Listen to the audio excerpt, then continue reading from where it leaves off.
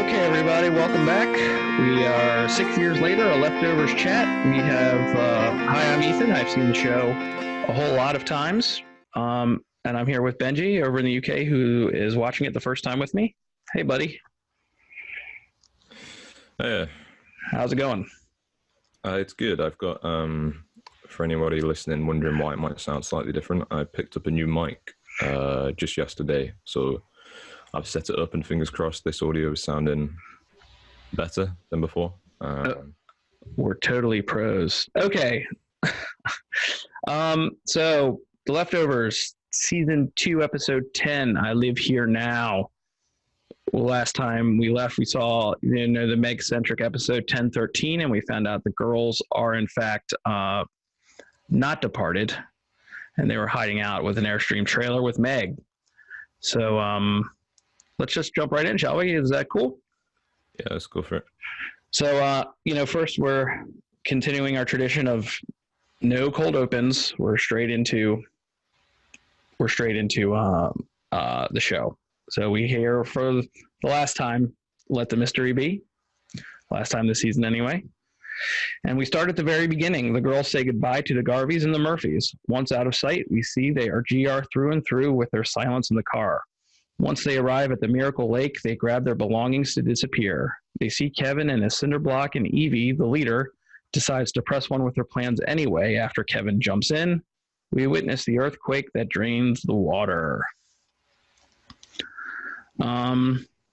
It's interesting seeing everything from Evie's POV at this point. If you go back to the first episode, you do see a shot of them in their car driving around completely silent. Yeah, and that's a moment I'd completely forgotten about because it comes right at the start and you kind of forget about it. But then when I saw this, it did remind me of that, and I remembered that because they kind of have this appearance they try and keep up, like when they're at the lake and there's the scientist there and they're, laughing, having fun, making a lot of noise. And then once they're driving back, they're silent. And it's kind of the same thing here, where it puts a lot of emphasis on how noisy they are, because you have this car and it's like pumping this music at a really, really pretty high volume. So it's just such a polar opposite once it gets to them in the car and they turn the music off and they're just totally silent. And my favorite part about it is you can see from this that they have been laying the groundwork for this from episode 1. They knew what they were doing with the girls, and the evidence is there, which is what I like in a show. Mm-hmm. Yeah, exactly. I did really appreciate when I was watching this how at the start of the season we got this amazing mysterious premise, which is that these girls disappeared near this lake, and then Kevin wakes up in the lake with a cinder block tied to his leg. And it feels like, how sometimes it's said that if you want to write a show, one technique people might take is they imagine, like, what's this scene we want to create? Like, what's the end result that's as mysterious and kind of insane as possible? Then, okay, we get that, and then let's work backwards from there, and how can we engineer that to happen? And if it's done in the wrong way, you kind of feel not respected as a viewer because they've made this amazing mystery. But it's clear that the only reason they've done that is for the sake of that scene itself, and the rest of it really doesn't live up to that. But what's so satisfying about this is that basically the whole season is leading up to this one crazy mysterious element at the beginning, and it really does a good job of making it work. And it doesn't feel forced. It totally makes sense with what we've seen so far, and none of it feels like they've forced elements to be here and shoehorn stuff in here in order to get to this point. It's just how it is, and it's good. Totally, and that's why we're different from Lost a little bit here. Yeah. That was in the back of my mind when I was saying that, actually. But don't you think though, when I was watching this, I was thinking Evie and her friends, like the lack of reaction they have at seeing Kevin jump in it's kind of disturbing. You know, somebody literally just, they have no idea why. They don't go to help. They just walk off. Well, I mean, and this goes to the general tenets of the guilty remnant, really, and we'll speak more about that later. And how these girls definitely have it. In fact, it seems that they were worried that they might get ratted out, but when they saw that what he was trying to do, they're like, all right, let's move on. They don't care, because there is no family. All right, I'm going to go on. Okay. The earthquake time shifts us over to Kevin being found by Michael at the end of International Assassin. Kevin and Michael sit and discuss his experience. Kevin remembers seeing Evie and needs to talk to John. So Michael says that Kevin was dead for 8 hours, right? Yep. See, this is one element that kind of confused me, and we can come back to this later, is the relative passing of time between the real world and the kind of hotel spiritual plane that Kevin goes to, and how they are connected. Because 8 hours in the real world basically translates to however long Kevin was there in International Assassin, and he was there for a while, because it was dark and kind of looked like nighttime. It's possible he was there. It was like a match for match, 8 hours. I don't know. The dilemma comes toward the end of this episode, and we can talk about it when something happens, basically, where I don't want to spoil too much at this point, because I know we'll talk about it. But basically, this 8 hours here lining up to 8 hours in the real world kind of causes problems further down the line, potentially. Yeah, and you know, and the reason why I don't want to get into that so much, I'll tell you why, is because it's been gotten into before. Okay. And a lot of issues about, you know, what the girls were doing between the time they said goodbye and the time they got to the lake. Like, there's a lot of missing time there for seeing Kevin. And I feel like it's one of those avenues we could talk about forever and ever, but it'll kind of keep us spinning. Do you know what I mean? And it's one of those things where it's like, maybe accept it and let the mystery be on this point. But, you know, I understand the need to mention it for sure. Yeah. Yeah, well, that's fine. It's one of them where it's like, if it's me that's missing something, let's talk about it and enlighten me. But if it's something that's been explored before and there is no answer, then yeah, there's we can move on from it. Yeah. So next we see Erika and John discussing Evie. Erika takes John's gift from Evie and opens it to reveal a dead cricket. Erika informs John it isn't the actual cricket, and John forcefully tells Erika to fuck off. In one that mirrors the Garveys at their best. Exactly. You know, yeah. Kevin saying that to Laurie. And who does it better? It's hard. It's very hard. I can't think of a champion. John does it pretty good. Pretty good. But, you know, we're going to run across this many times. And I know you said it before. We're witnessing in John Kevin in season 1. I think. Do you remember saying that? Did you say that? Anyway. I wish I could take credit for that. Yeah. I don't know if I did. And I don't know where I've heard that, but it's painfully obvious. There's many parallels in this particular episode about it. She threw it in his face. He wouldn't let it go. You know, just let the cricket, let the cricket be. You know what I mean? Yeah. And it also shows, and we'll get to this later, that Erika does have an understanding of what's going on. It's hard. See, John was more recent because I watched it just yesterday, so that might be playing a part. But I feel like if we watch them parallel outside of Kevin, they both have this extra slant. They both have this extra slant of fuck you in it, right? And it's they turn it into an art form, really. They do it, and it's the only kind you can have with. They say the ones that make you the most mad are the ones you love the most, and it hurts. It's a deep one. It's a deep fuck you. Pardon my language, everybody. Well, maybe I'll go with Kevin because with Erika and John, we've seen, I don't know if we have seen, but we know that there's been tension existing beforehand.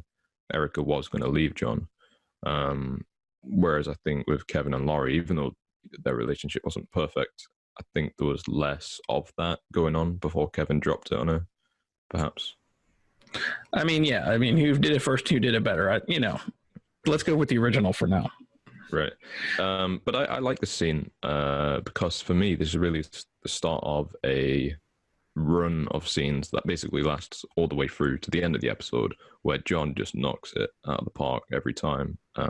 Kevin Carroll, the actor, he's simply amazing. Only outshone in this episode by Justin Theroux, which we'll get to, but we got to give Kevin Carroll his due. Yeah. And I'm trying to remember if there's any scene. I mean, it is every single scene that he's in this episode is just amazing. And this is the start of that winning run. So wondering why Erika felt it necessary to kind of ruin the illusion. There's no point. Like, he was happy. He was kind of finding a little moment of peace, and it made him feel good. But keep in mind, he's also sitting there drinking alcohol and just wasted. If he's finding any happiness at all, it's in being drunk. And this is a man who said he didn't drink at the beginning. You know what I mean? He's sitting down with that cup, and it's not coffee. She makes it clear it's not coffee. And, it's October 14th. It's the anniversary. It's supposed to be a place. It's supposed to be a thing where the town didn't lose anybody, but they've just recently lost someone to a quote unquote departure. So, we're just building to climaxes here. Climax after climax. Yeah. So the gift itself. Yeah. Do you want to talk about that? Because it's obviously at this point when Evie gave him the gift, she was well aware of what she was planning to do. So I'm trying to figure out what meaning, if any, she was trying to impart by it. At this point, she's knife twisting. Because she says, don't open it till I get back, right? She says, actually, I think it's don't open it until I'm gone. Okay, don't open it till I'm gone. It's on some level, it's very knife twisting. And we'll get to more of that when we get to the kennel scene later on. Yeah. It did remind me, though, of Erika and her bird in a box. This dead cricket in a box. Sure. Kind of which is this kind of line of the episode where it's pushing Erika and Evie sort of understanding each other. That's potentially the first place we set that up when you have that similarity. And this will, to quote the Oracle from the Matrix, this will really bake your noodle. Meg had a cricket ringtone on her phone. Okay. Uh-huh. So did Evie have that cricket ringtone? And in the last few times, was it in fact a cricket, or was it a phone set up to be a cricket? I don't know. But these are good questions to ask. Do you know what I mean? Like, who knows? There's probably crickets everywhere. If you get a cricket out of your house, there's going to be other crickets. There's no guarantee. Especially since Erika said that cricket kept chirping after they were gone. So, who knows what little things Evie and Meg have gotten up to in their communications over this 3-year period or whatever it's been. Put some guilty remnant into everybody. I'm going to go on. The Rangers come and tell John that they have a match on the palm print. He grabs his gun and heads off to find Kevin, but Kevin has found him. The tension is palpable as Kevin tells his family to stay put, and they go somewhere neutral to talk. Michael tells Erika that he was with, quote unquote, your dad. Erika and Laurie share a wave. Laurie and Jill have the "you're going to have to talk to me" moment. Laura says that she's there because Kevin asked for help. Jill decides she should stay because that's what Kevin wanted. Laurie sits on Mary's hospital bed and plays with the controls. And I just wanted to point out that until this watch, I was still confused about exactly who was Virgil's child. Oh, yeah. I didn't know that as well, actually. It's very clear that Virgil is Erika's dad. and Erika and Laurie share a wave, which is a constant theme this whole season. There's been these waves from that porch to that porch. But yeah, what do you got? What do you have on Jill and Laurie? Because before we go on to that, we're catching the final moments of these people for this season. So we just saw the final Erika and John together scene for the season. So now we have Jill and Laurie. Jill has been somewhat sidelined this season. I don't know if that's necessarily a bad thing.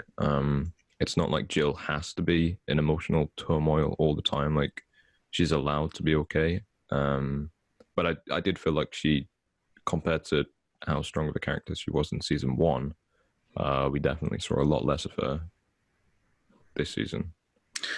Yeah, and last time we saw her anywhere was almost in the most powerful adversary, right? And that was even a throwaway scene with her just screaming obscenity in a church. And that kind of gave Michael some information on Kevin. But and I really think that, and I think people disagree with me, it even happens to Nora later in this episode. But there's something they're trying to get to with Kevin, and I think we got collateral damage left and right. Yeah, I have similar Laurie. She's, again, I mean, I don't want to repeat myself too much here, but she has felt a weaker character this season, which, I mean, I feel like she was always going to be because she was such a strong force in the first season. And she was so compelling. There was no way it could follow that up, I don't think. Well, I mean, and I've been pushing off on this all season, and I'm going to continue, and I'm going to tell you and look you in the eye and promise you there's going to be a time to talk about Laurie. Please trust me. Okay. Please. Okay. Okay. Yeah. I mean, it's not a bad scene. There's a nice little dialogue where she's saying, you're going to have to talk to me eventually. And it's almost like we as an audience, at the exact same moment as Jill does, we think like, what are you like? Yeah. And, there's not much to say there except Jill is kind of standing by her father. You know what I mean? And she gets explained the situation, and she says, I'll leave. Laurie says, I'll leave if you want me to, but your dad asked me to stay to help him because obviously things aren't going well. He goes, well, you should stay because that's what he wanted. Now, this weekend I was watching someone's reaction video of the last episode of Breaking Bad. A little bit of spoiler. One of the skinheads in the last scene of that is going up and down on a chair. Do you remember that? When the last fight happens, that there's this weird chair that goes up and down. It kind of reminded me of this with Laurie playing with the hospital bed. She's just kind of. Oh yeah. Yeah. Yeah. Yeah. Yeah. Okay, so Nora is juggling the baby and Mary when she hears a device radio show that suggests a caller asks Jesus for help. Nora smashes the radio. There's an earthquake, and Mary wakes up from her coma with the music. Oh. Were you surprised? We watched this together. You seemed pretty surprised, pretty happy about that. Yeah, well, I'll get to this again when we talk about Matt and Matt's reaction, but it just felt nice to win one for once. That's what this felt like. It was just a win all around. Yeah, and we get some wins in this whole episode, I think.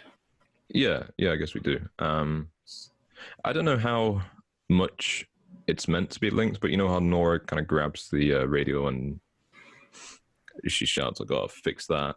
Right. But then immediately after she does that, Mary is healed. Yes, it's kind of interesting timing. Yeah, and there's interesting timing with the final earthquake as well. Mm-hmm. And I don't know what's going on there. Mm-hmm. It makes me wonder if there was an earthquake on the night where Mary first woke up. Yeah, man, it's an interesting question. And once again, it's one of those things where, I'm going to skip to the end of all the discussion and say it's not a thing that's really talked about again. You know what I mean? It's just fracking. Apparently it's fracking, right? Mm-hmm. Yeah, everything in this season can be explained by some scientific way. We can get into that later too. Maybe that's another podcast after this. Where was that discussion in International Assassin? Well, I was going to wait till the end of this particular hotel part to get to that. You'll have to remind me. I don't think I took notes on it. That'll be part 2. Okay, so Nora goes to the encampment where Matt is reunited with a conscious Mary. It's a moment of pure happiness. Matt realizes that Mary needs to get back into town ASAP for the baby. Now Matt tells Mary she is pregnant, and they're both elated as Mary says she remembers the night she woke up and they had sex. As Nora goes to feed Lily, she is confronted by someone shouting that Lily is not her baby, and then she is also spotted by Tommy. So now's your chance to talk about Matt for a little bit and, him seeing his wife. Yeah. Well, I mean, I'm not sure how much there is to say apart from I love this scene, and I get the biggest grin on my face when I watch it because it feels so good for Matt, like I said, to just win one. We've seen for almost, I guess it's 20 episodes. It feels like Matt is constantly being just beat back down into the dirt, and just like the GR steals out his chapel from under him. He's like losing money left, right, and center. He's got all this stuff going on to him. And he's just been dealing with it in the way that he does. He's been he gets kicked out of camp, he gets flipping mugged, he tries to take Mary back in, but he can't get in, he's stuck out in this encampment. So, he's had a lot of trials come his way. And it just feels real good to say, there you go, Matt. You've earned this one, enjoy it. And, and I bring this up more than you do, we get confirmation that he's not a rapist. Let's face it. Yeah.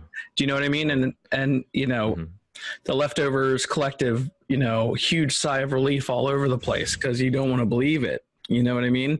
And so they had to actually come out and say it. And they've had this like cloud hanging over him for like 5 episodes now. Mm-hmm. And it's great to see Janelle Maloney actually get some dialogue. You know what I mean? Yeah. I mean, she had a couple lines in the no room at the end, but yeah, this is the big moment. Now we do go over to Tommy, and Meg asks Tommy if he's scared for his family. He replies, there is no family. Meg corrects him and says family is everything. Meg drives to the middle of the bridge after threatening the Rangers with a bomb. She parks the Airstream trailer on the bridge and gets out. As she is arrested, the 3 girls step out of the trailer. I feel like the conversation she has with Tommy is very important, but I'm not quite sure why. I know she's obviously going against the GR tenet of there is no family, and I mean we've seen her kind of rebel against the traditional stereotype, if you want, of the GR many times. This might just be an extension of that, but somehow it feels important. But I'm wondering if you can help me understand why. Here's what I take from it. I've looked at Meg's behavior, okay? We saw her behavior in the beginning. We know what she's kind of up to now. At the end of this episode, we know what she was really up to, and it wasn't violence. I think Meg would have an answer, a crazy batshit answer for anything you would say to her. Mm-hmm. It would be the opposite of what you said. I think she is just crazy. I think while Patty had some kind of code that she lived by, I think Meg is just insane. Do you know what I mean? Like, she wanted to argue with that. I wanted to get you pregnant. Mm-hmm. She raped Tommy, which is what that was. She poured, gasoline on him. She went on that bus and she did the thing with the grenade with the kids. Mm-hmm. I just think she's crazy, and I think we get evidence of that later on. Yeah, and it's weird because she's so crazy that it almost makes you forget. Like it not that you forget, but Meg, her Liv Tyler, right? Her biggest kind of performance aside from this, and even on like after this, people would still remember her better. I think the majority of people for Lord of the Rings, and No doubt. And in the Lord of the Rings, she's such a kind of beautiful, angelic figure, and it's so weird to me to watch this and realize that when I'm watching this, I don't even see. It feels like I'm not watching the same person. It feels like a different actor because of how psycho she is. That you just can't connect the two, even though it clearly is. But I mean, she does a good job of it, I think. Well, I mean, and this show with her and with Christopher Eccleston for sure, it has erased those past characters completely, just to reveal great acting, like great actors that can know how to do this. And I didn't say they weren't before, but they become so well known for something. Yeah, she does a really good job, especially in the previous episode and especially in this episode, of making you feel that this person is crazy. And I think it all goes back to that moment in season 1 when at the end of the prodigal son returns and they want to see what her problem is. She holds up that sign that said, "We made them remember," and her transformation was complete. And you see the next step of it here. And it was just beautiful to watch. She has some pretty good dialogue as well when she rolls up to the park ranger. And even though, like we're saying, we can tell that she's kind of like nuts. She's crazy. She does have a point. And that's the worst part of it. She's got a great point. and she has a great way of delivering it. Closing a church on Christmas, right? Or something like that. Mm-hmm. Right. It's like, not really your holiday or something. Yeah. Why do they need to reflect? They didn't lose anybody. Exactly. Mm-hmm. And this is my first audio clip. It's about 3 minutes. Okay. So this is when John takes Kevin to the kennel. I know we're not here to talk about my dog, Jeff. No, that's exactly why we're here, Kevin. You tell me where my daughter is and I'll let you take your dog home. I don't know where your daughter is, but I know she didn't depart. No? Well, what did she do? She staged it. She and her friends to make it look like... Hey, you know this how? I saw her do it. You saw her do it, and you waited all this time to tell me? I didn't remember until this morning. But what sparked it? This memory? What do you want me to tell you, John? Now, I want you to tell me the truth. What made you remember?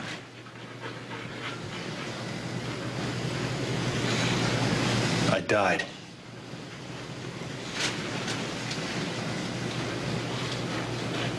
I had a problem. Michael took me to his grandfather's.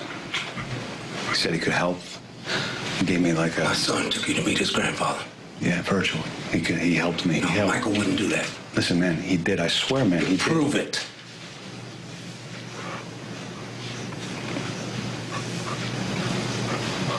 The old man told me what he did to you.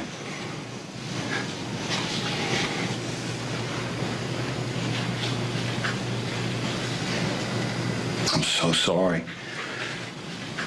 I'm sorry. No one should ever... Man, shut the fuck up. That's a lie. He didn't do nothing to me. You don't know shit. All right, now, hey, look, let's stay focused, man, because, see, I want to make sure I get this. Yeah.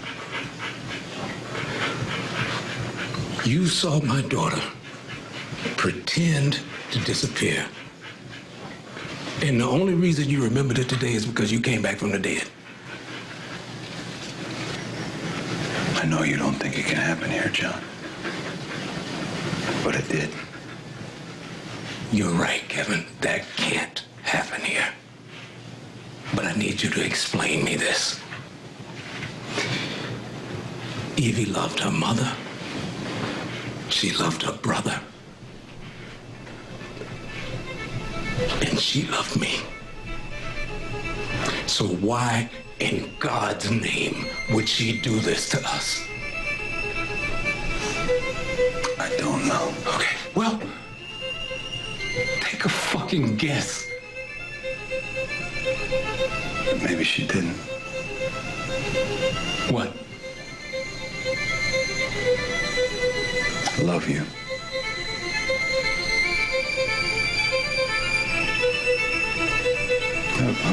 Who knows what goes through people's heads? You know, your daughter. This might be, I am having a hard time thinking, except for maybe later on in this episode. I'm having trouble thinking of a scene that encapsulates the leftovers more. A line reading I like more in this show, a performance I like more in this show than in this scene. Kevin Garvey's maybe she didn't love you is the biggest gut punch in a TV show I've ever seen. It stays with me longer than anything. It hits me every single time, with the exception of maybe Homeward Bound coming up in this episode. And these are the scenes why I can say, without a doubt, that International Assassin is my favorite episode of television ever, but I Live Here Now is my favorite episode of The Leftovers. I have so much more to say, but I can't put it into words how much I feel about that particular exchange between those two men. Just killing it on every level. What did you think when you saw it? I think I understand what you're saying. And the one thing that I predicted last time we talked that I knew for a surety was going to happen was that sooner or later we were going to get some epic leftovers music. And I think this is the point where it comes in, and it doesn't really let up from here on out. We just get, amazing music after amazing music, but this is where it really sort of starts, and it starts swelling. And I couldn't think of a better scene for it to start doing that in. It's not just emotionally riveting, it's also surprising, and it's shocking when John shoots Kevin. I don't know if you remember when we were watching, when I saw that, I was like, I genuinely have no idea what's going to happen now. Because Kevin's already died once, and we've already spent a whole episode bringing him back from that. And all I can think of is how, I think I even said at the time, as a joke, I said, are we going to get another international assassin? And I didn't expect we would at all. But at the same time, I knew it had to be resolved somehow. So it was just this amazing feeling of I have no idea where this is going to go, but I'm on board. And you've sold me. For this, you should know that we did post a reaction video of this on YouTube of you watching it, and I had to break it into two. And I've never had a harder time loading a video on YouTube. I made it too long. I did something. I tried to upload this thing 8 times in different edits. So I don't think I got your reaction, but I wanted to get your reaction. And you were definitely like, oh, what are we going to get? International Assassin Hotel Part 2. And in my mind, I'm thinking, yeah, that's what we're going to get. It's going to be awesome. Just wait. I think that later is a better time to talk about how Kevin makes it through these situations. Mm-hmm. What I like is, and that last part that I love so much is so built up in my mind, I lose track of what happens earlier in the scene, which is, we're under this pretense. Is there any way Kevin is getting out of this not shot, no matter what is said? And I'm thinking, he comes in with the, I'll give you your dog. You tell me what happened to my daughter. Is that what's going to happen? He's going to tell you that he murdered your daughter, and then you're going to let him go with the dog. I mean, I don't know what he's thinking in that mind. He's just an angry man with a gun who is obviously upset about his daughter, and he's got the matching palm print. You know what I mean? 2 + 2 = 4. And his denial is so strong about being abused by the old man that he can't even entertain the thought of it.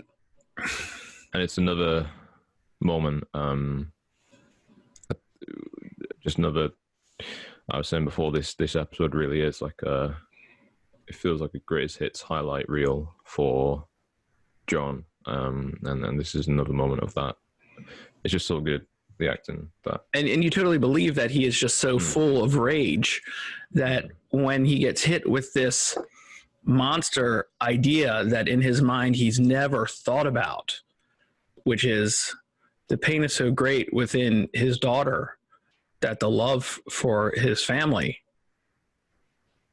is gone, and it's been gone for a long time. Do you know what I mean? And that guilty remnant feeling people get after the departure, they were already working on that when the departure happened. Do you know what I mean? And so a man who is a complete denial about maybe miraculous things that may or may not be happening, who goes down to there's no miracles in miracle. And this man who has his palm print told me that he died and came back from the dead and saw her. Like he can't even compute it. Like his first reaction is to shoot him dead. And what I really, yeah, go ahead. I'm going to say what I really like about this, not just from John, but from Kevin, I really notice here, and earlier in the episode as well, that Kevin has this kind of quiet confidence, if that's the right word, about him. It feels like he's lived through dying, basically, and he's not afraid of much at this point. I think he's a lot more, he feels from viewing what's going on, he seems a lot more sure of himself, and he has this sort of confidence, and this kind of like calm around him, and it's a complete contrast to what's going on with John. There's sort of two opposites there. And it's not like nothing can happen to me, but it's more like, I know this truth. I'm going to tell you this truth. If you don't believe the truth, that's kind of on you. I mean, yeah, and we're going to get to the confidence thing more, and how much, the only thing that does worry him now is not being with his family. He's totally more comfortable who he is, and that's evidenced by what we see later on, which we'll get to. Did you have anything more on this kennel scene? Because I could just talk about it forever, but I've said everything. No. Okay. So as soon as he shoots Kevin, John hears that Evie is at the bridge and comes to see. His elation is cut short when he realizes she is on the bridge and did this on purpose. Evie writes a sign and message to the crowd saying 1 hour. The crowd is excited to see this, and Matt is dreadfully worried about Mary and his unborn baby. Yeah, and we just came out of a scene where John and, the acting was just amazing. And then we just kind of loop straight into another one, and the sort of the range in his face, the fact that we can see, we don't even hear, but we can see him go from elation to like utter bewilderment without saying a word. You can see that all just play out in his face. And I don't know how much it's on his mind at this point, whether he's just thinking about Evie, but I don't know if in the back of his mind he's also thinking at this point he's potentially just killed somebody who was telling the truth. How much that would be kind of... I don't think he cares at all. I don't know. I honestly don't think it's in his brain at all about shooting Kevin. I really don't. At this particular time, because he's kind of decompartmentalizing at this point, because it's all about Evie. He'll deal with that later. He's got the run of this town. He can figure that out. I don't think it's anywhere on his mind. Well, that makes sense. Yeah. When I think this is the first time, like previously we saw the girls stepping out, but I don't think we saw their faces. This is the first time we see them sort of lined up there on the bridge. And it made me think, when I saw them and saw them in the GR kind of kitted out, that there's this parallel between season 1 and season 2, where season 1 ends with Kevin's daughter, Jill, going into the GR not quite in the same manner, but she does go into the GR, and that's a real big part of how the finale plays out. That's good. I never even thought about that. Yeah. How John is kind of like season 1 Kevin, and he's just had the same experience here. So that was kind of neat. At the church, Michael gives a speech about how the story his mother always tells about Evie and him is a microcosm of the smokescreen for the pain the town has always suffered. Michael and Evie grew up without a father, and though they didn't lose anyone on October 14th, there is still a great amount of pain everyone feels. And then John bursts into the church. Mm-hmm. It's a great acting moment for Michael. I don't know the actor's name. Off the top of my head, he comes back wonderfully in Watchmen for one of the best episodes of TV I've ever seen. And the only thing I thought about when I was watching this scene is, and kind of no one knows, that Michael just watched his grandfather die. Mm-hmm. So everyone's kind of fed up. It's October 14th. Everybody's been going through these things. Everybody's emotions are high. He decides to let go on the 14th about what has happened with his grandfather. He's about to find out that his sister faked a departure. He doesn't know that yet. His mother's about to find that out. She just had a fight in the morning with her husband where he told her to fuck off. All this is happening in these different parts of towns, and we're getting these little bits of closure. This is the last we see of Michael of the season. We get to see where his mind is at. Mm-hmm. He's sick of the BS covering up, that they're not spared. Yeah, and this is actually why later in the episode, when I was rewatching it, it made me realize, okay, maybe Evie isn't so different from the rest of the family. Because the rest of the family kind of acts like, why would Evie do this? We don't understand. But what you got to remember is that kind of each one of them has had their moment of outburst against the town and this kind of fakery that's going on in the town. We've seen John from the very first episode. He's trying to crack down on people claiming that Miracle is a special place. And,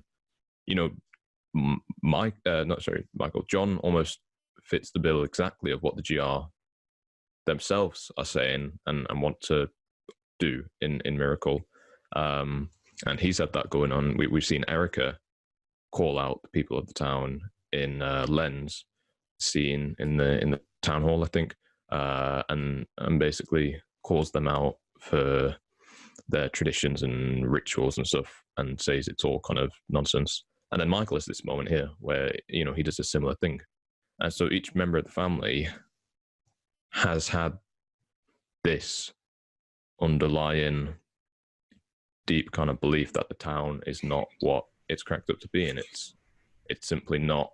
They haven't been spared, and so like that is what Michael says in this.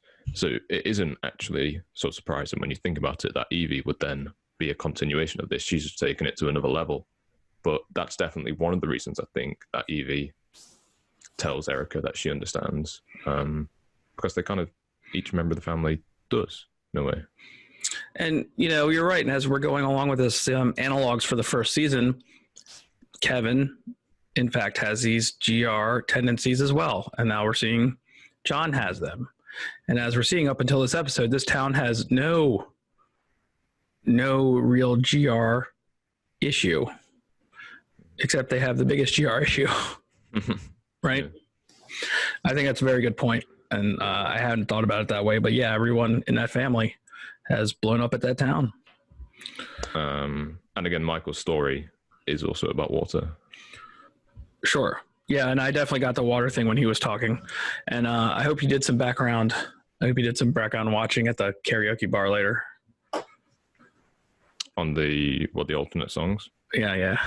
I looked up a couple. Okay, we'll go into that when we get there. John and Erika both run to the bridge. Erika gets past the Rangers. The silent, emotional realization that plays out between mom and daughter is devastating. Erika demands to know what the countdown clock means. Tommy and most of the crowd strip and change into GR white. The clock counts down. There is no bomb. The encampment of GR charges the gate and overwhelms the park rangers. Erika asks her daughter why she's doing this, and she adds, "I don't understand." Evie writes on her pad, "You understand." Erika is crushed. Matt takes Mary and charges the gate with the rest. The crazy woman snatches Lily from Nora's arms and runs away. Nora catches up to Lily, who is left on on the bridge to be trampled. She falls on Lily to protect her. Just when they're about to be trampled, the haloed visage of Tommy Garvey sticks out his hand and moves them safely into the Airstream trailer as we get a final glance at the massive crowd of spiritual thirsty people flooding into Jarden. Okay, so that was a whole bunch. Yeah. I said a whole bunch. And just the whole plan here from the GR. Now you want to talk about bombs for a second.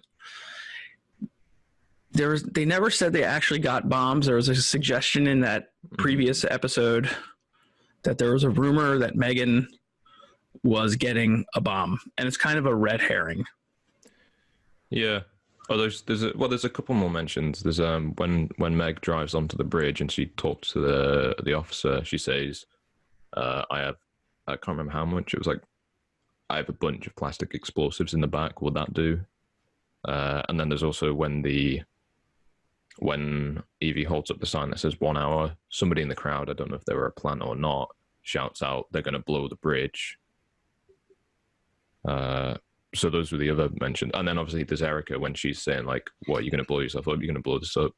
And that's the other. So, I mean, there's a few, it definitely leads us down that route. And, you know, I'm trying to figure out how much of this crowd is in on this GR and how much of them are just kind of like spiritual pilgrims almost that want to get into town that are being denied. So it looked like a fair amount of them were guilty remnant. Yeah, I think the best way figuring that out is later on when we see all the ones that are GR, you kind of have that aerial shot of the bridge, and the GR kind of lead the way. And then you still have, I mean, there's quite a substantial number still of people that are just regular folk crossing the bridge. We can come to it later, but once those people get inside the camp, I think it's just those people that go inside, like the GR kind of hang back, like they've done their work by letting those people in. Like that is the bomb they're setting off, is those people in a way. It's like they're opening the gates. That's they're forcing the hand. But the GR themselves, I don't actually think they do a whole lot of the kind of vandalism and violence. They just allow that to happen. Yeah, and I'm going to get to that too when we see Megan and Evie later in the visitor center, in the Westworld Visitor Center. Yeah.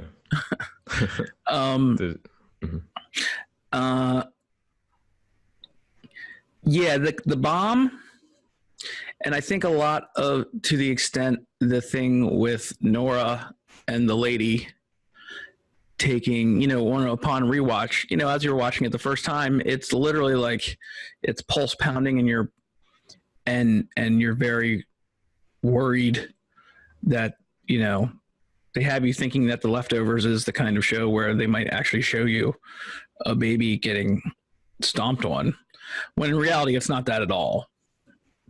To me, it seems like in the grand scheme of the show at this point, it seems like it was something kind of put in there for Nora to do, to tie her in a little bit and give her something to do in this last episode. Maybe. I felt like it was more for Tommy. Yep. Because Tommy, it feels like a nice way of closing the loop, kind of coming full circle on the bond that Tommy has with Lily, the baby, because he was the one who originally was caring for her, and he sort of come back around and cared for her again here. Plus coming to his senses and thinking that knowing that Meg is crazy. Right. And the way she do things isn't right. Yeah. And it's actually one of my favorite moments, when Tommy turns up, and I think you mentioned when you were talking about it, he is really haloed, like the light is framing him. He's in white. You just see his arm kind of stretched down. It's a very biblical image with that arm that's just kind of reaching down to lift Nora up, even though like that's all we see is the arm. And it definitely reminds me of a few pieces of art. He's a savior, that's for sure. If you send me names of pieces of art, I'll put them up while this part of the podcast that we're talking. I remember. Now, now Erika and the understanding and the not understanding of it all. Even before that, I feel like I have to mention, I had a feeling while I was watching that. You can probably confirm this for me now, but just watching that scene. So there's like, I think there's like 3 different shots. So there's, or maybe even 2. There's just Erika running, and you have this like pretty long shot where you see the bridge stretched out, and you see this empty bridge. There's Evie in the middle. You've got the leftovers music just like pounding out, and you've got Erika just running like she has a mission and she is running. And then you get the shot that's sort of angled underneath her. It's like a tracking shot as she gets closer and closer, and we're just watching her face as she's running. And again, she is totally like focused. And when I was watching it, I was like, okay, this has got to be one of those like iconic leftovers scenes, moments. I can just imagine so many frozen images of this moment where you can see Erika running, and you have this beautiful bridge, and it's empty, and there's Evie in the middle. Is that the case? I don't think so. That's just me. I like to put it together about how her running earlier in the season, and you can see it in full force here. Mm-hmm. Watching this, what speaks to me more is the shot of when Evie holds up the card that says "You understand," and she's just stopped there and she's reading it, and it's sinking in while the GR rush past her and bump her shoulders and things. Mm-hmm. That's more iconic to me. Well, actually, that's kind of cool, because that means now I have my own little, when you're talking about this and you say like, so this for me, this is when I watched it, and this was my moment. Yeah, this is it. When it's like one of those moments that everybody loves. It's kind of like, well, I love it as well, but so does everyone. Whereas this is like, I can put my name in that, put a little corner around. That's my moment. And I think probably, if anyone's listening to this, it might get a little angry with me because I'm giving short shrift to the whole Nora, the baby snatching. I mean, this woman sucks. Yeah. Top to bottom, this woman sucks. Done some research. Apparently she was wearing a snake. She has a snake tattoo, which ties it back to like the scene in the first scene of the show with the cave woman. Oh, and the snake. She takes the baby. Yeah. That's interesting. But yeah, I was gonna wait until the end of this discussion to come back to that prologue and wonder, what it meant based on the entire season. Yeah, and we can. But knowing what was coming up, and what another iconic shot is that iconic shot of Evie leading all the GR across the bridge. Yeah. That's you have like the police lights going from like blue to red. Yeah, it's really totally beautiful. Yeah, and there's when Erika runs on and she grabs Evie, and she's on the bridge and trying to get Evie to talk to her. I feel like this is perhaps one of I don't want to force meanings where there aren't any, but the fact that Evie was in the first episode or maybe second, where she has that moment where she kind of zones out. Is she epileptic? Is it epilepsy or I forgot what it was, but I know what you're talking about. Yeah. So I mean, I understand maybe that was written because just it's a show about real people, and sometimes that's what real people have. But it feels like that kind of comes back into play here and sort of adds meaning to that, because we see in that moment in the first episode where she kind of zones out because of this biological thing that she has with her that causes that, and Erika's there. She's kind of holding her and trying to bring her back to the real world. This feels like a callback to that, except from Evie is, in this case, in full control of her mental faculties, but she's purposely ignoring. But it's a kind of visually, it reminded me of that, where Erika's there and she's trying to get a reaction out of her, trying to bring her back into reality, or at least Erika's reality. But it's just not working.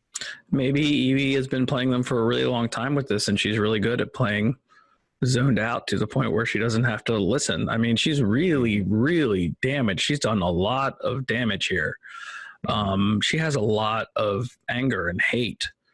And she knew this part was going to come. She knew that someone was going to get to her on that bridge, and she would have to be fortified in her new position. So, you know, she's got a lot of practice at staying still and zoning out, I think. I'm not saying that's for sure what it is, but I can see it for sure. Yeah, and she's I mean, it's annoying, isn't it? Like watching it, you feel angry at Evie, you know. As well, you should. It's very frustrating. Does Erika at one point? Maybe she's just getting really animated, but does she do some kind of like sign language to Evie? Yeah, she does sign language. And is that because of Erika's? Yeah. Yeah. I was going to say because Erika's got a hearing problem. Yeah, and I don't know if they must have this connection with that. Yeah, and I don't know if they leaned into that before, where they had a conversation where they signed as a way of not having the guys hear them. You know what I mean? Talk about stuff. Yeah, maybe. After Erika has this outburst with Evie and she can't really get anything out of her, she moves on and she's trying to figure out what's inside the did you call it an Airstream? Airstream. I think it's an Airstream trailer, yeah. But I don't know if you caught the way she just absolutely shoves aside that other girl. She's like, get out of my way, man. Like you are just get out of my way. She's got no patience or care for you those. Don't want to stop. I mean, it just makes you think like the power of an enraged, you know, maternal figure. You don't want to get in the way of that. Especially Regina King is strong. I'm scared. Yeah. She goes running. She works out. She works out for sure, and that's more on display in The Watchmen too. Watch The Watchmen, everybody. It's great. I plan to. Evie is at one point we get a shot of her face, and she is actually crying, though, isn't she? So she's not doing a 100% perfect job of suppressing that emotion. Well, what she's doing is painful, but she's made her choice to do it. You know, what Gladys did was painful, but she made her choice to do it. It hurt Patty to cut her own throat, but she made her choice to do it. But from what I can tell, she's just doing some standard cult stuff by, you know, disassociating. Yeah, I mean that's it's more or less about what I had on this. Okay. I mean, I think there's at least I've talked about most of them. There's like 3 distinct moments that are really strong from Regina King, which is when she's running, when she's first kind of trying to get a reaction out of Evie, and then when she thinks that they're about to blow up the bridge and she's saying, "You're just gonna have to blow me up with you. I'm not going anywhere." Amazing. That's another moment where it's like, yeah. And what I didn't realize is, and I read this, like the first time you see her confront Evie, the whole first thing until they cut to Nora for a second is silent. It's just music, and you know that everything is done without being able to hear what the actors say, and you know she's just railing on her daughter, trying to figure out what's going on. And you know, both, you know, Kevin Carroll and Regina King, you know, that realization that this is a thing that is happening on purpose and their daughter has done it and is putting them through it is just, it's second to none. So we see the massive crowd of spiritual thirsty people flooding into Jordan. Kevin wakes up back in the hotel. The music starts again, and through his raging disbelief and anger, he tries to contact his dad through the TV, but no one is there. He goes to the closet, but this time quickly chooses the Mapleton police uniform with the name Garvey on the badge. As soon as he is dressed, he gets a call that there is a policeman being beaten up at the bar. Kevin rushes down only to find a karaoke bar with the man from the bridge at the bar emceeing the night. He tries to get Kevin to sing. Kevin refuses. Someone else sings. At the bar, they have a conversation. And that takes me to my next audio. What is this? It's all right. Do I know you, mate? Of course you fucking know me. We met on the bridge. You had a noose around my neck. Oh, sure. I remember. Uniform threw me off. Did you call me? Called you?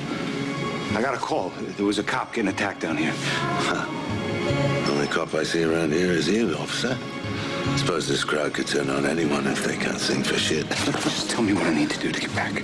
Why do you want to go back? Because I have a family, because I love them, and I need this. Yes, you love your family. It's not your time.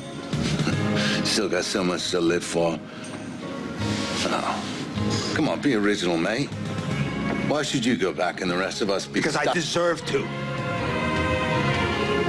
You this accent. Yes. Now tell me how. I already did. Excuse me? If you want to get out of here, all you have to do is sing. I don't believe you. Why not? Because it's stupid. The trial. It's beneath you. It's not elegant enough. Too easy. You pushed a little girl into a well. You don't want to sing?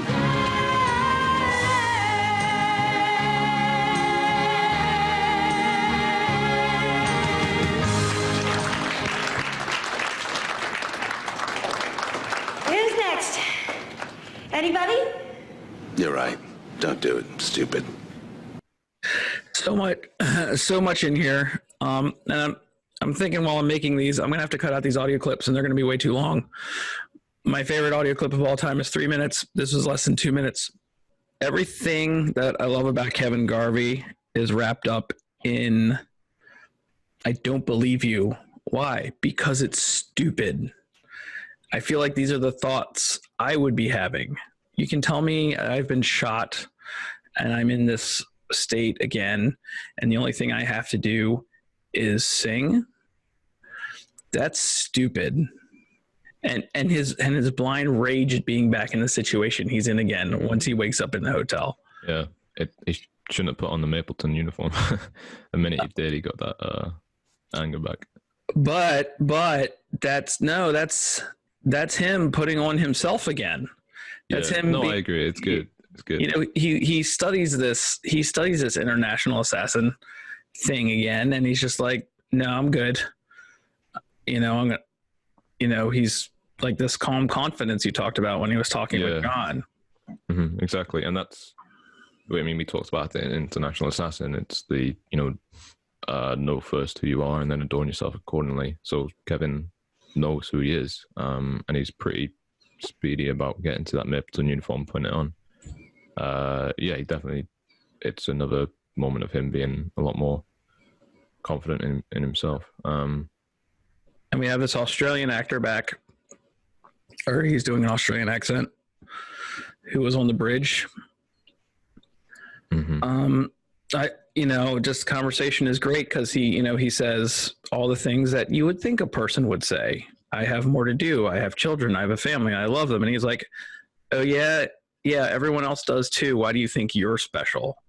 Because I deserve to.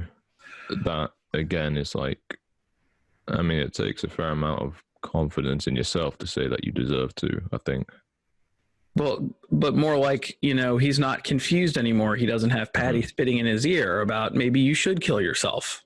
Mm-hmm. Kill yourself. Jill would be better off.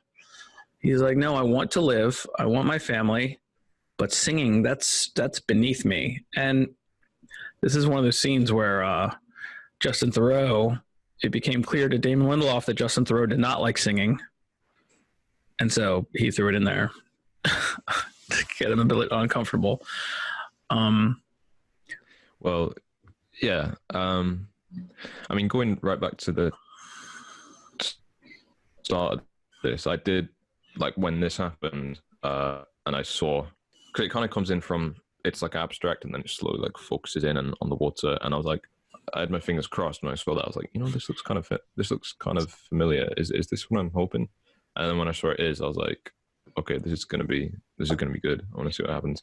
And we even get the return of like the music, Vap and Pensiero, I don't know, the Italian one that comes back in. So it feels like we are just transported right back into International Assassin. And they bring it up right away too. They They hit you in the mouth with it. Yes, we're here. Yes, we're back. Yes, we're doing this. Let's do it. Yeah. There's they leaned in. Yeah. There's a moment where obviously they cycle through this stuff faster than they did last time because he's more experienced. But he turns on the TV and he's trying to see if he can contact his dad. And then when he looks at the TV remote, there's no batteries in it. Yeah. Mm-hmm. And then we just kind of move on from that, and that's quickly forgotten.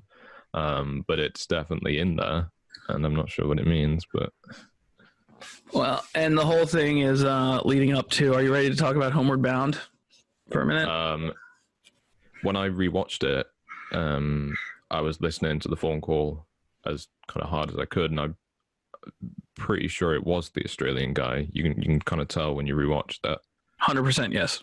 It definitely is him. I don't know why he fakes him out, but yeah, I don't want to get into police politics.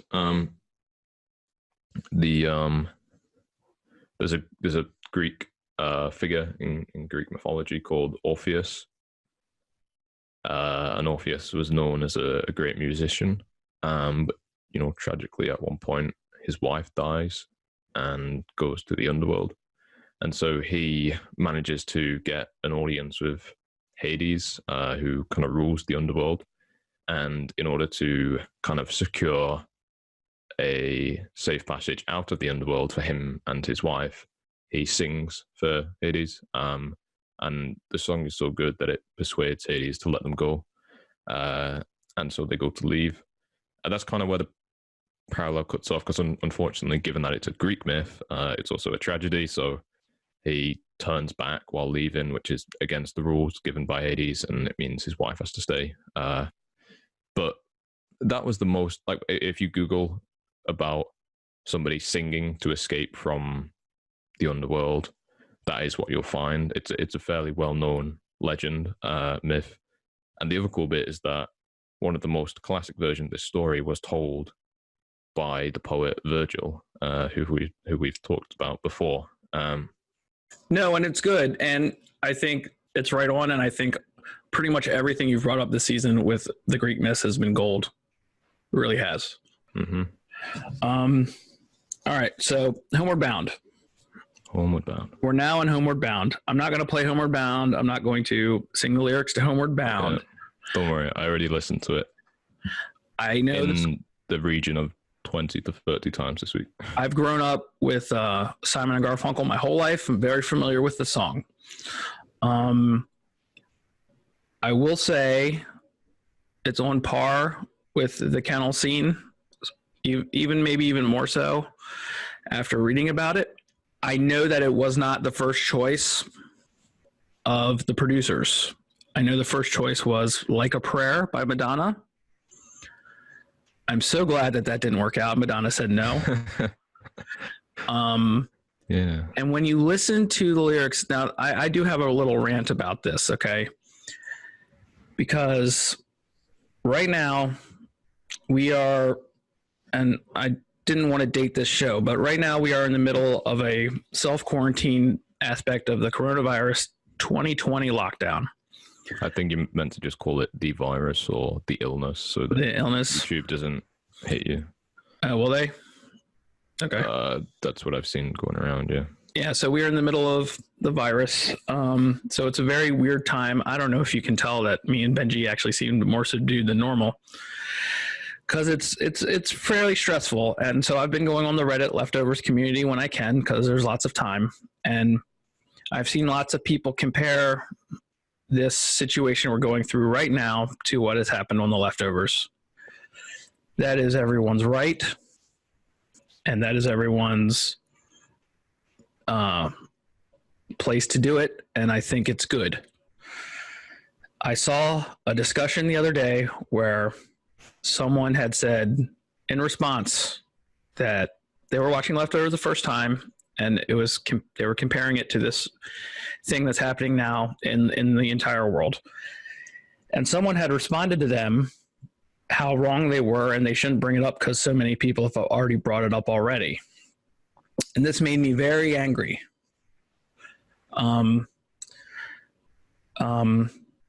So songs are written by songwriters. They are sung by bands or songwriters. They are put out into the world. Once they are put out into the world, like any art or any TV show, people attach their own meaning to it. That is everyone's right to do with art. And I suggest that's as they do with art. And that's why I like the show so much, because you can attach whatever you want to it. Whether someone has died, the show is a show about grief. So whether someone has died, vanish from your life, if you're going through a divorce, if you're going through a custody battle, if you're stuck in your house because the world is sick and you have to stay away from people, this show can help anyone through any of these things, just like a good song. In Homeward Bound is originally written by Paul Simon, obviously from the point of view of a traveling musician. He goes from town to town every night. He plays his songs, but he wants to be homeward bound. When they start cutting in the images, after the first verse, and they start cutting in the images of Kevin Garvey, every day is an endless stream of cigarettes and magazines. You see him smoking, you see the National Geographic magazine, you see his family. It works beautifully. The song was amazing anyway. It got kicked up a notch when they started doing those cutscenes to what he was thinking about. It is clear to what he was thinking about. He was thinking about his family. And the last person he thinks about is Nora. And that's his home, and that's where he wants to be, and he wants to go homeward bound. And when he closes his eyes after the song with that snot running down his face and his crying, and he closes his eyes and he wakes up again, it might be my favorite moment. I know it says a lot this podcast. It might be my favorite moment of all time, even after that first one. Mm-hmm. So I don't know how that relates, but that thread on Reddit really got me going. Really got me thinking about art and people's assumptions of what art should or could be. If you're arguing with someone about something and about what this song means, you know, the songwriter's intention is completely different than what people take away from it. And that is what I love about The Leftovers. So much is open to interpretation. We could talk about it forever. And thank you for letting me go on that end rant. What did you like about Homeward Bound?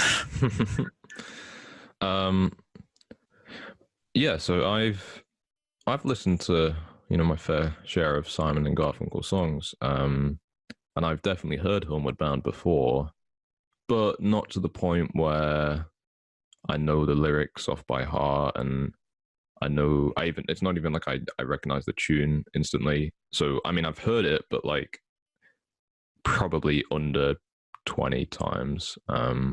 But yeah, I mean, given what you've just been saying about attaching meaning to songs and art, I was going to do my best job of trying to figure out what was going through Kevin's mind singing this. And I think it's a fairly safe guess based on what we're seeing. And it's also an opinion that I've seen elsewhere. Like, you know, if you watch this scene isolated on YouTube, you'll probably find people talking about in the comment section a similar thing, which is that Kevin is it's this realization of what he was looking for. I mean, it's this kind of cliche, you know, what he was looking for. It was there all along. He had it, and it's, you know, his family. In the final verse, not verse, but, you know, group of verses. I don't know the correct terminology for that. When he talks about he play the game and pretend, and the scene that comes up is him back with his family when he'd given that speech, but then he'd actually revealed to his dad that he wasn't satisfied, and he was like, you know, is this it? Like, why is it not enough? And now, after all he's been through, he's standing there singing this song, realizing that all he wants is to be back with his family, and just realizing how much, you know, he had been taking that for granted at the time. And he was trying to figure out, he just didn't have that gratitude, and he was wanting more. Whereas now, like, he had a nice house, he had family, he was, you know, doing well in his job. Everything was going for him, but he wanted more. Versus now, when, you know, the world ended, at least in a lot of people's opinion, and, you know, his family's been separated. He divorced his wife. His son Tommy he hasn't seen in ages. Jill has her own problems, and there's all this stuff going on.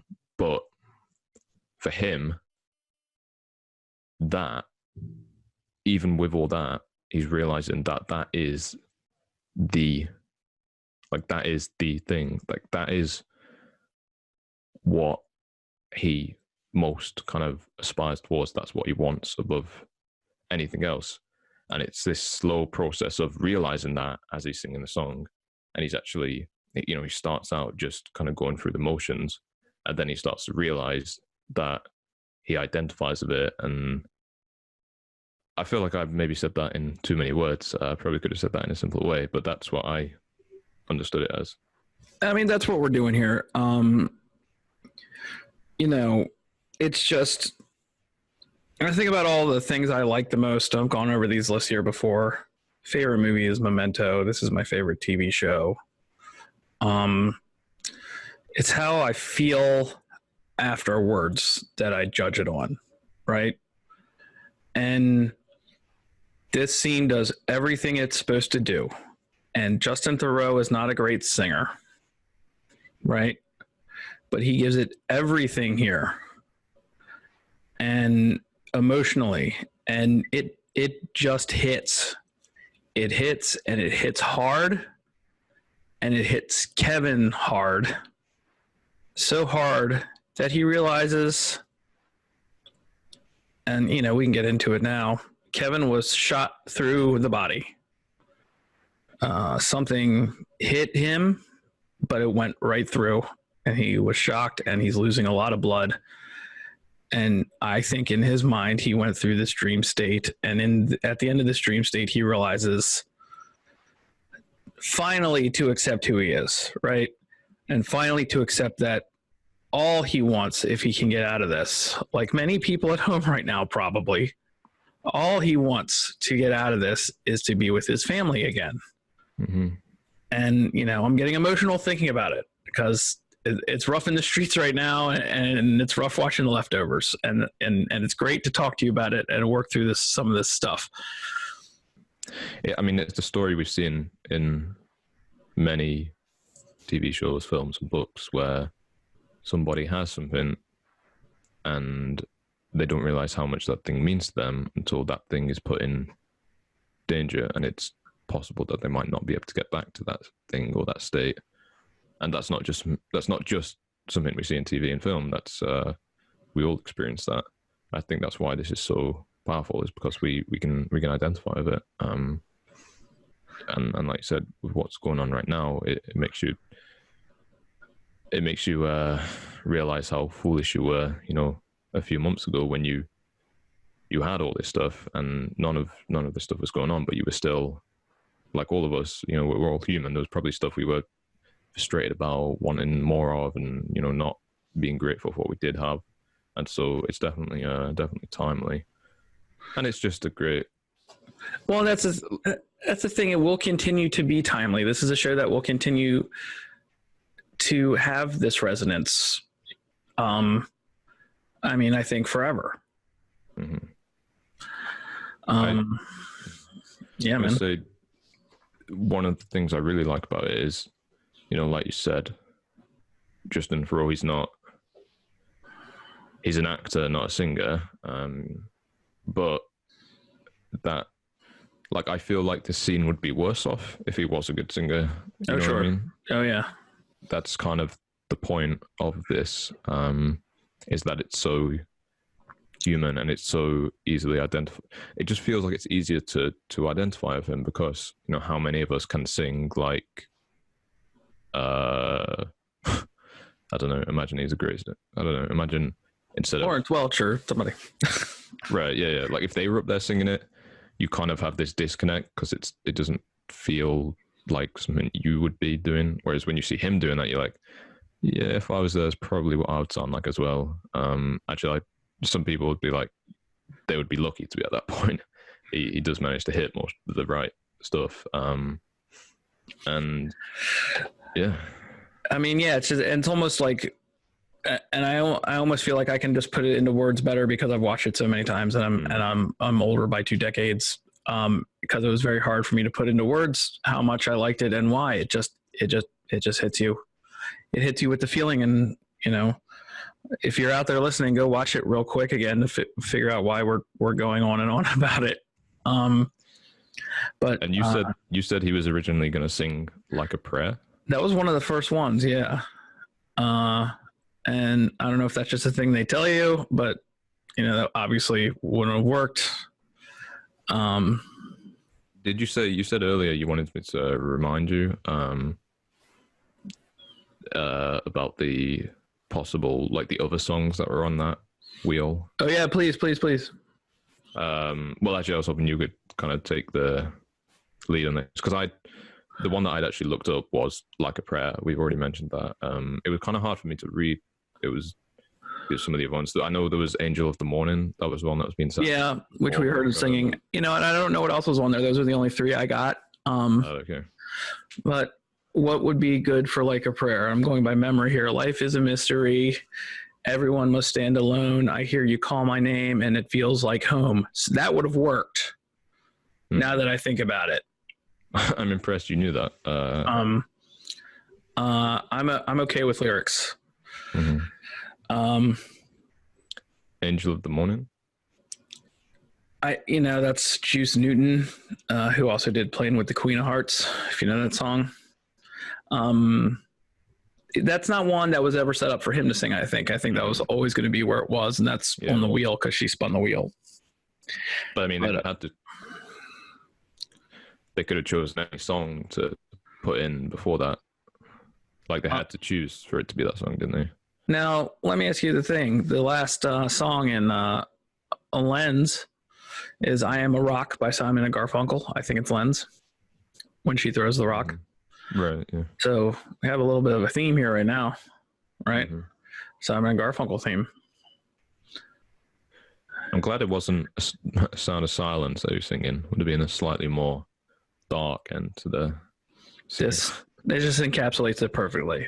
All right, I'm going to go on because I could literally talk about this scene all day. Kevin wakes up bleeding, and his dog is the only dog that has stayed. He finds the strength to leave the kennel. He walks into a different world, a world that has been looted and is on fire. His dog, with a final look that says, I got you this far, but I'm not your dog anymore, says goodbye and runs across the bridge away from Jarden. In the dilapidated and destroyed Welcome Center, Kevin finds Meg, Evie, and the rest of the GR. And here I have my last little audio clip.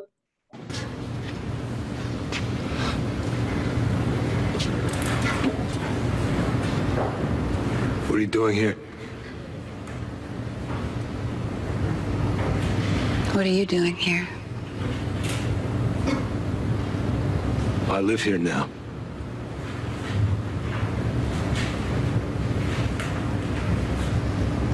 Broken hearts and shattered dreams, like wreckage on the ground. The memory of those poor souls who were lost but never found. They shook their fists and cursed the sky, demanding explanations. No answers came, no soothing words, just silence and frustration. But in Jarden Town, the sun shone bright, a miracle. The light of love poured down, it's a miracle. Our hearts were pure, we knew for sure, a miracle. That God had spared our town. It's kind of a bummer that the dog runs away, but I understand. The dog's like, you're going that way. I don't think that way looks very good. I'm going to go this way. I'm glad that you're out of, I'm glad you're up and about and you're walking around. I'm not sure if you're a zombie or what's going on, but I'm going to go this way. Love you, Kevin. Goodbye. Right? And so much of the first season was about the dogs. Mm-hmm. And now we're kind of having a closure on the dogs. Kind of a sad way, I think. And at the end of Lost, we can come back and talk about dogs when you finish that. Yeah. What's Walt Dog? Vincent. Vincent. Yeah. He goes into this really, like, the welcome center is just destroyed. It looks like something literally out of Westworld. This nice thing that has been dilapidated and destroyed in a day. And like you said before, the GR are there. They are taking up residence there. They are not about the melee that we're about to talk about outside. Mm-hmm. And you get that great line reading. Again, Kevin Garvey. What are you doing here? What are you doing here? I live here now, which is the name of the episode. It's great. And then we get the third incarnation of this choir's, specific Girls in This Choir's miracle song. The first one in the first episode was joyous and sounded amazing. The second one was in Lens, where they were obviously missing parts and it wasn't as good. And you have this minor toned monstrosity, this scary, creepy version of the miracle song. Yeah.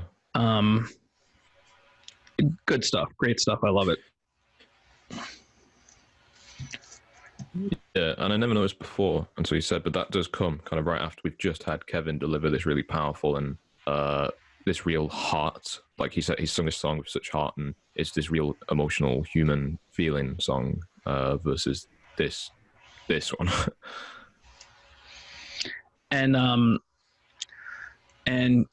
and Kevin's realization that this is crazy and you can't fix crazy. I'm leaving. Like, there's nothing I can do for you. I see the girls that were disappeared that I saw the night they left. I see Meg here, of all people. You guys have taken up. It's full GR. Fuck you guys. I'm out. I'm leaving. Yeah.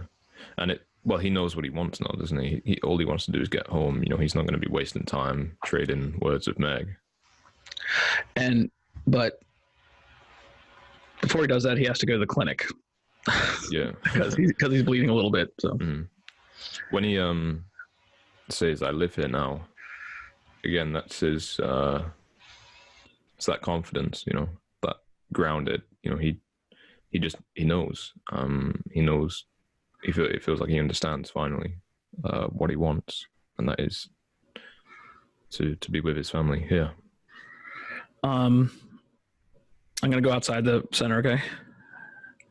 Yeah, I mean, I was gonna say. Yeah, we said earlier we wouldn't talk about it, but just for reference, this is what I was meaning when I said I was kind of confused by the relative passing of time. Right. He was obviously in the hotel for 15, 20 minutes, and obviously it's dark now on Earth, so that seems like 20 minutes in the hotel is quite a few hours in the real world, but that doesn't seem to have been the case in International Assassin, where it seemed to kind of correlate the same. Okay, so it is up to you. I will leave it up to you. We can have this conversation now, or we can have this conversation in 8 episodes. This is a conversation we need to have, Benji. It's not an easy conversation, but we got to talk about it. Well, I'll tell you what I'm thinking, and if I'm on the right line, let's talk about it. But if not, we can wait. I was going to say the only potential way around this would be maybe it's not the same place, and this is Kevin's mind drawing on his experience in that hotel, and so he's just kind of losing blood and unconscious, and his mind is doing all kinds of weird things to him based on his previous experiences, and so he wasn't actually in that place, and that's why the kind of disconnect in time. I think I want to talk more about it later when we can dive into everything, but I think you're more on the right track for me anyway. And I know not everyone feels that way, but you're more on the right track for me than a lot of people. Okay. That makes sense. Mm-hmm. But there is some answers you would need that go along with that. Yeah. Right. So I think you're moving into this section now. I just want to make sure I don't. Okay. Yeah, you are. Should I go? Yeah. So Kevin picks up his nightstick and heads into town to see the chaos that is the twisted Burning Man version of Jarden. The man in the pillar gazes in awe at the New World Order as Kevin goes to the clinic to help for his wounds. I love this image of him getting the nightstick. Yeah, as the song sort of comes in, this like techno. Yeah, I have that song. Yeah, yeah, it's awesome with that guitar intro, and then it turns into this EDM. It feels high stakes, feels dangerous, and it does, but it doesn't seem like. Yeah, it looks like people are taking some anger out on some Rangers, maybe, but it looks like it's just a bad party. Yeah. Well, yeah. So I don't know. It's kind of got this edge to it, though. It's got this kind of raw vibe, techno, modern edge. But it's like at the same time, we've just seen Kevin get shot, and he's pulled through that. And also, maybe there's 15 minutes left in the episode, so we're fairly sure he's not going to get majorly. These guys aren't going to be a major problem for him. But it's still really cool, just the combination of the imagery and the burning, I mean, again, it's kind of like a callback to season 1 when Kevin comes back and sort of he's missed the action both times, but he comes back and the town that he's staying in is or at least a part of it is, on fire and in a very riotous state. And it's the same again this time, but it's great in it. But he's picking up that nightstick and you've got that music kicking in and these parties happening, and it's just all these elements coming together. It's very Road Warrior, I'm gonna go in and I'm gonna clean up this town, but really and they're not really bothering him. They just need to get to the to the health clinic. John finds Kevin bleeding and cannot believe what he's seeing. As he cleans Kevin's wounds, we witness John's brilliant breakdown and acceptance that he is not in control and does not in fact know what is going on. John helps Kevin home. Kevin lets John know that if no one is home, he can come over to his house for support. As John goes home, he shares one last wave with Kevin. So this scene in the health clinic with John, like you said, we're watching this actor kill it every single time. And we have the reintroduction of the Where Is My Mind theme as he literally has a doubting Thomas moment. He shot Kevin. He's crying, but he puts his hands on the wounds. Right.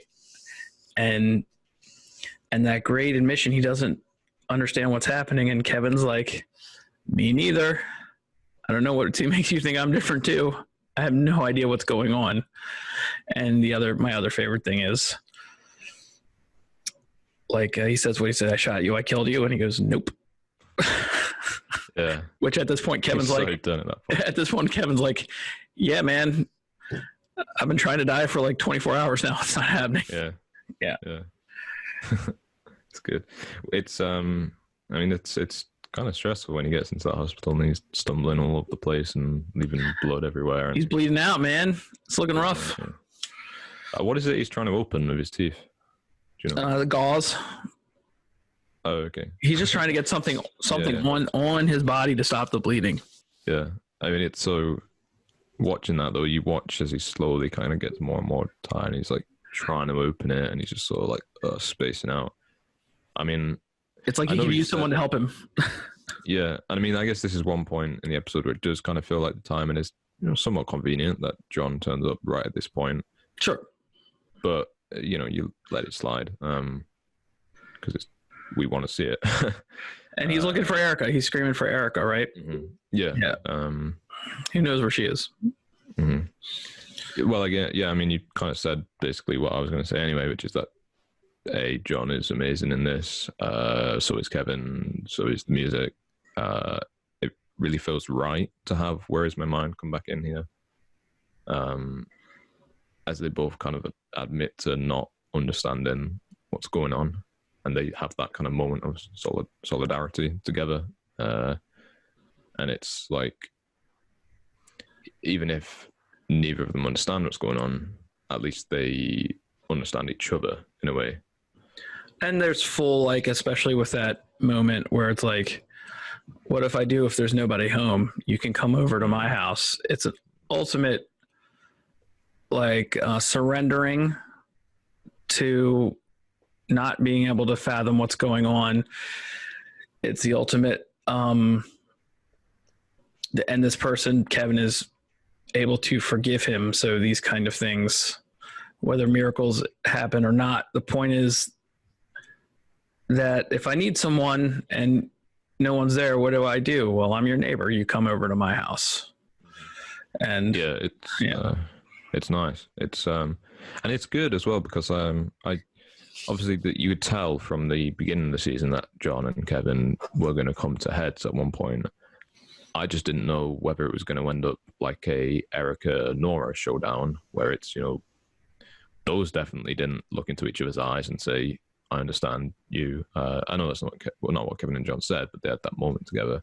And we definitely didn't get that with Nora and Erika. And so, it could have gone that way with Kevin and John, but I'm glad it didn't. Because, I don't think I need to explain why. It's nice that they have that kind of connection, and it feels somewhat happier of an ending. Well, and it's John coming to that point at the end, almost at the end of season 1 for Kevin. You know, these analog things we've been talking about. There's not massive change, but there's a little breakthrough. Mm-hmm. There's a little breakthrough and a little bit more calm down. Some of these things aren't in your control. And I'm here because I've been through it before if you need me, but you know, don't be fooled. I don't know what's happening either. I lost you for a sec, sorry. Okay, I just said, you know, it's the ultimate like I'm here to help you, but I don't know what's going on either. Mm-hmm. Mm-hmm. I'm going to go to this last scene, if that's okay. Cool? Yep. All right. Kevin walks up a sidewalk and we witness one more earthquake. What else can be thrown at him? Bleeding, limping, tired, and shaking, Kevin Garvey walks into his house to find Jill, Laurie, Matt, awake, Mary Jameson, Tommy holding Lily, and finally Nora, who says, "You're home." And we end on a shot of Kevin Garvey in pure crying elation, and that is the end of the episode. It's an emotional gut punch. There's some things we just don't have a resolution to, but Kevin is home. Not only is he home with his family, he's home with his entire family. Mm-hmm. They all seem to be together. Hopefully they're washing their hands a lot. No, kidding. I don't know, man. It's a beautiful ending to a beautiful season. It's a near perfect ending to a near perfect season of television. It's the reason why I wanted to talk about it with you. When you first saw it, when I saw it, just to let you know, it's like you're watching this whole season and you're like, are they gonna like land the ending, right? They landed it. They landed it hard.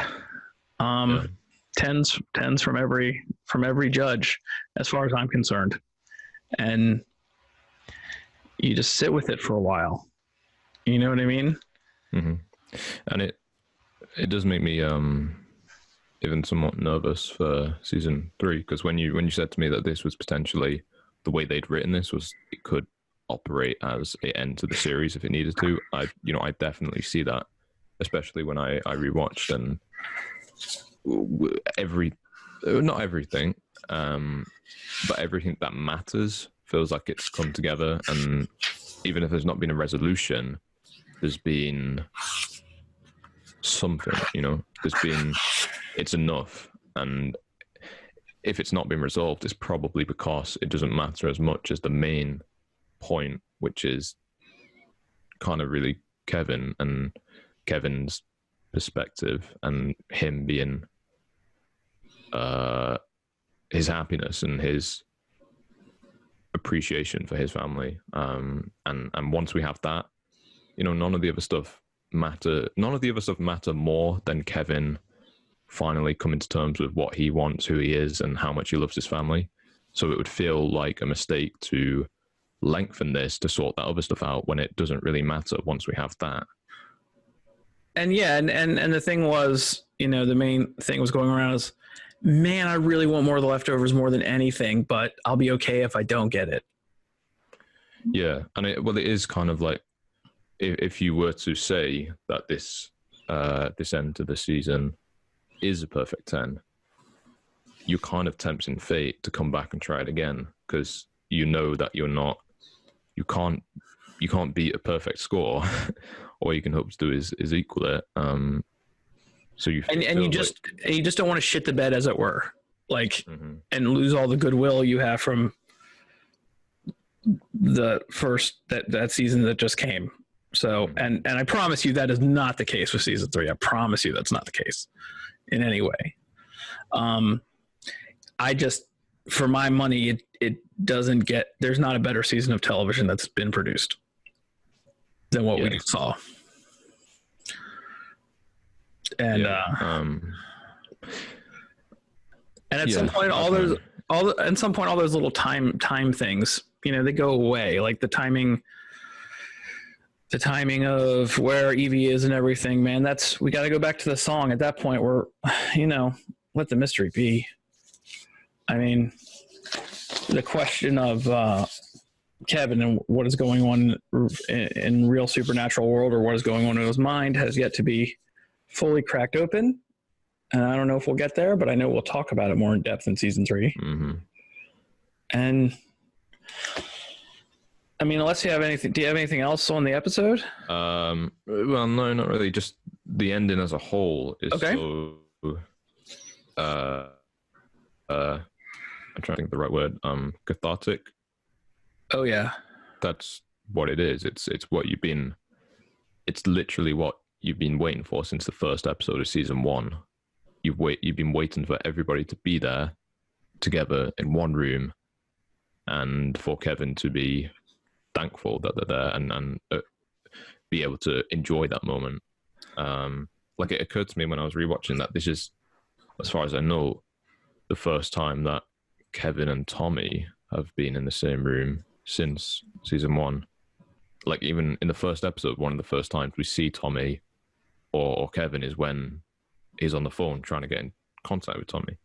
And it's been such a long, slow burn, but it's finally all here. And it's like, you can just sort of breathe a sigh of relief, and it's okay, we did it. Everyone you care about is in that house. Apart from the twins. Except for, the twins and Erika. It's just great, man. And I think that the final line that Nora delivers, you're home, and then Kevin's face, as he's just so... Like, I don't know how somebody acts like that without actually... I don't know how you can act in that way, because it looks so real. I don't know, it just looks... I'm not an actor, so obviously I don't know what I'm talking about, but it's good, and it's very, very believable. Just another day at the office for those guys, man.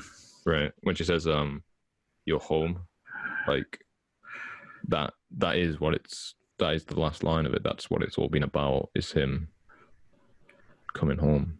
And, and everyone coming home. I mean, it's about hope. And at the end of the very first season, it's, she holds up Lily and says, "Look what I found." And we end on Kevin's face crying. Right.